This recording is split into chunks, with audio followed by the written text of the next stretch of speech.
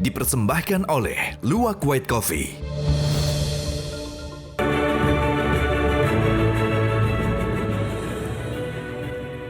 Temu lagi di Hot Room.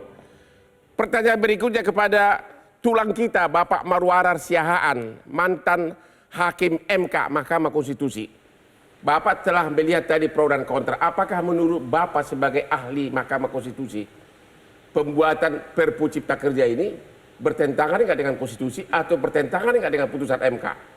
Dan akibat hukumnya apa kalau bertentangan? Ya, jadi memang ini merupakan sesuatu hal yang agak sulit bagi kita memahami bahwa Perpu ini di satu sisi dia bisa menimbulkan suatu persoalan atau problem dalam balance of power ketika negara kita berdasarkan konstitusi melakukan separation of power tetapi dengan check and balance di mana kekuasaan yang satu dengan yang lain saling melakukan pengawasan.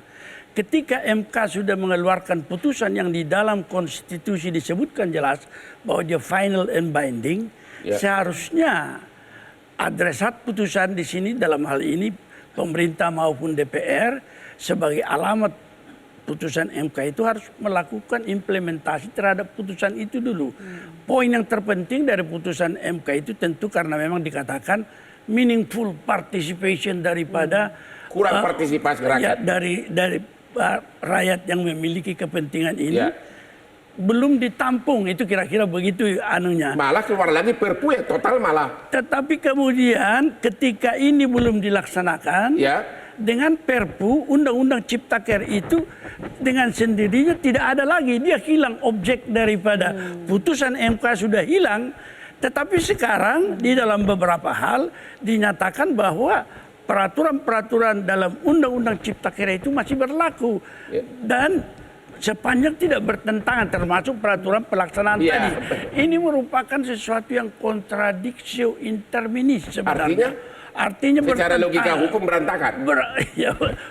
Bertentangan dengan berantakan lagi.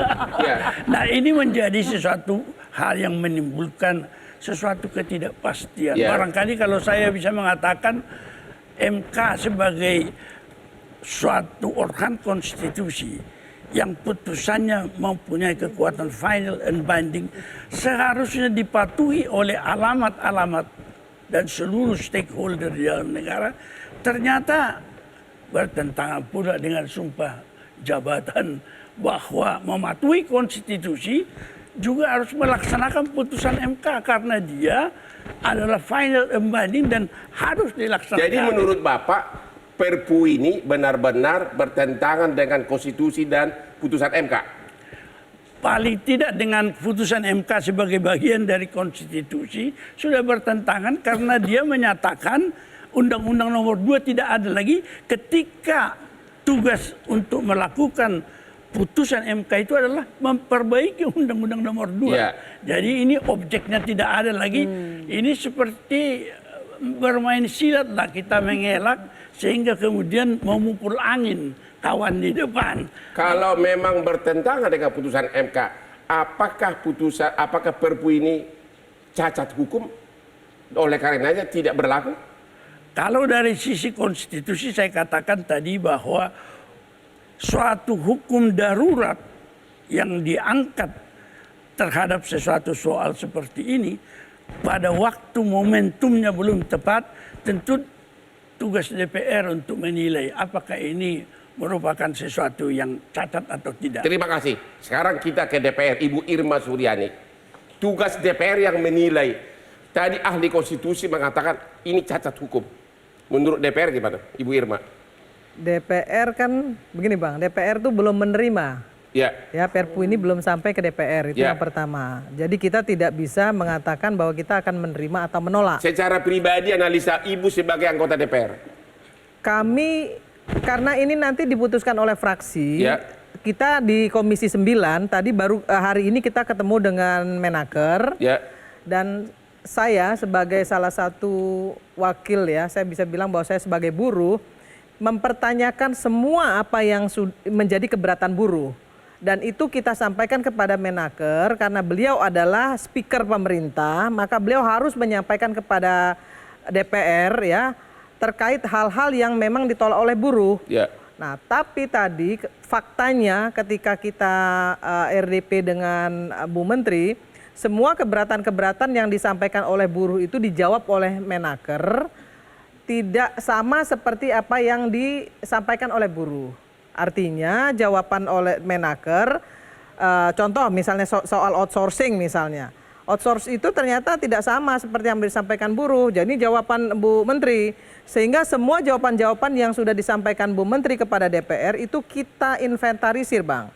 Dan kita mengawal sampai dengan keluarnya peraturan pemerintah atau peraturan menteri, karena di situ inti dari kerja Komisi 9. Tapi pertanyaan pertama tolong Ibu jawab, kenapa dengan Perpu, kenapa bukan Undang-Undang Cipta Kerja itu yang disempurnakan?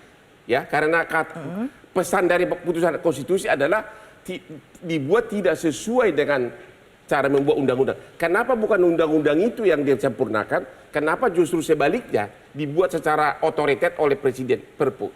Saya kira Presiden tidak otoriter ya, karena begini. Bertentangan nggak dengan putusan konstitusi tadi, MK? Kalau menurut beliau itu, saya nggak tahu tadi bertentangan atau tidak. Tapi kalau menurut saya tidak bertentangan. Karena Presiden berhak mengeluarkan Perpu. Dan DPR juga berhak nanti menolak atau menerima Perpu.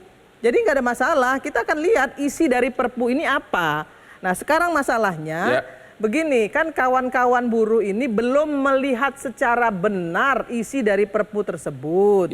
Kalau yang disampaikan oleh Menteri Tenaga Kerja tadi siang di DPR, semua yang semua yang disampaikan oleh kawan-kawan buruh, keberatan-keberatan tersebut dijawab oleh Menteri Tenaga Kerja bahwa itu semua tidak menjadi persoalan. Apa jawaban Ibu Dirjen atau Ibu Menteri sudah pasti benar? Persoalannya ini Bang, bukan soal benar atau tidak benar. Tapi menurut kami di Komisi 9, semua yang kami pertanyakan dijawab sesuai dengan pertanggungjawaban Menteri sebagai Menteri Tenaga Kerja. Dan itu akan kami kawal sampai keluarnya peraturan pemerintah dan peraturan Menteri. Itu tugas kami di Komisi 9. Soal bagaimana nanti DPR menerima atau menolak itu kembali kepada fraksi. Kami tidak bisa melakukan itu. Terima kasih. Sekarang ke Pak Ade Irfan Pulungan, tenaga ahli utama KSP dari Istana nih, ya. Kenapa Perpu? Kenapa bukan Undang-Undang Cipta Kerja aja yang disempurnakan? Bang Hotman, pertama kita perlu sampaikan Perpu itulah hak subjektifnya Presiden. Presiden sesuai dengan jabatannya berdasarkan regulasi dan konstitusi, dia mempunyai kewenangan mengeluarkan Perpu. Oke, itu udah kita pahami bersama. Nah, apa alasannya mengeluarkan Perpu? Itulah hak subjektif.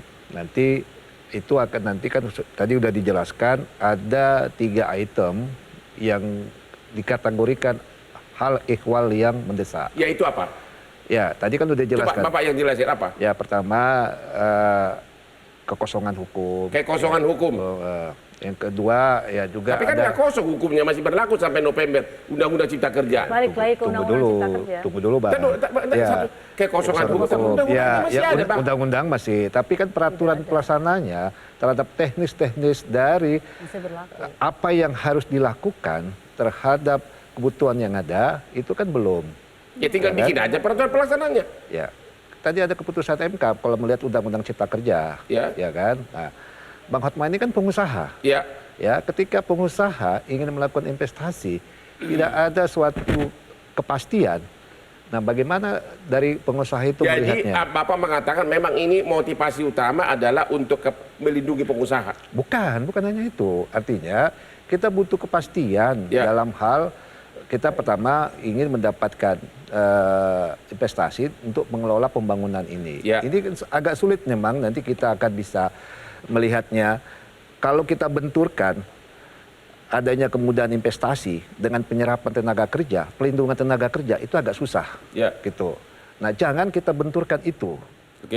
Untuk kita ke depan itu melihat pemerintah ini mempunyai kewajiban memang mensejahterakan rakyatnya, melakukan pembangunan itu tugas pemerintah, siapapun presidennya. Tapi kan caranya bagaimana? Dengan melihat tadi item-item tadi itu, hampir semuanya yang di hal baru di Perpu itu adalah menguntungkan pengusaha. Enggak begitu cara berpikirnya. Bukan? Ya, yang benar yang mana dong? Ya, ini buat semuanya, kita ini buat bagaimana misalnya pembangunan itu bisa berjalan. Ya. Kesejahteraan rakyat itu bisa terkendali. Penyerapan tenaga kerja ya, itu bisa juga berjalan. Bang Hotman, setiap tahun ya, pencari kerja itu luar biasa, hampir 10 juta. Apalagi nanti ke depan kita bonus demografi. Artinya dunia usaha harus dikasih iklim yang bagus agar bisa menampung begitu? Bukan juga. Orang untuk melakukan kebutuhan hidupnya itu kan harus dipikirkan oleh negara, oleh pemerintah. Ya caranya apa? Ya mendatangkan investasi, ya peningkatan terhadap UMKM, mengelola sektor-sektor ekonomi kerakyatan. Ini dikerjakan oleh pemerintah. Oke, kalau gitu Ibu Mirah tadi udah dua membantah Ibu. Ya, yang ternyata dia bilang enggak benar, itu enggak merugikan buruh. Apa jawaban Yang Ibu? pertama, saya mau menyampaikan ke Pak Ade dulu nih, bahwa kalau kayak gitu keterangannya, penjelasannya dari istana, berarti nggak cocok Perpu Cipta Kerja, cocoknya Perpu Cipta Investasi. Cocoknya. Ini yang saya bilang. Satu. Ya. Yang kedua, kenyataan yang kami hadapi sehari-hari kami advokasi, para pengusaha-pengusaha itu ngomongnya nih ke para pekerja buruh yang kami advokasi, mereka pagi kerja, sorenya di PHK, ini gara-gara Undang-Undang Cipta Kerja. Kenapa itu? Ya gara-gara Undang-Undang Cipta Kerja kemudian untuk mem-PHK orang. Kalau dikatakan bahwa ini untuk kawan-kawan angkatan kerja, aneh. Pantesan untuk angkatan kerja. Orang ini gampang di PHK, nanti kan rekrut lagi gitu loh. Sekarang ini situasinya, kondisinya, kenyataan di lapangan begitu. Kawan-kawan buruh ini pagi bekerja, sorenya di PHK dengan sangat mudah. Bilangnya efisiensi, perusahaan rugi. Dan itu pesangonnya ntar dulu gitu loh. Kemudian kawan-kawan yang kontrak yang begitu terus banyak sekali, cepat ininya, ritmenya. Dari kontrak yang cuma sehari lay worker, atau juga sebulan, paling lama 6 bulan mereka dikontrak. Jadi menurut Ibu, benar-benar Perpu ini merugikan buruh? Yes, sangat Oke, merugikan. kita istirahat dulu, kita nanti kasih perdebatan kedua belah pihak.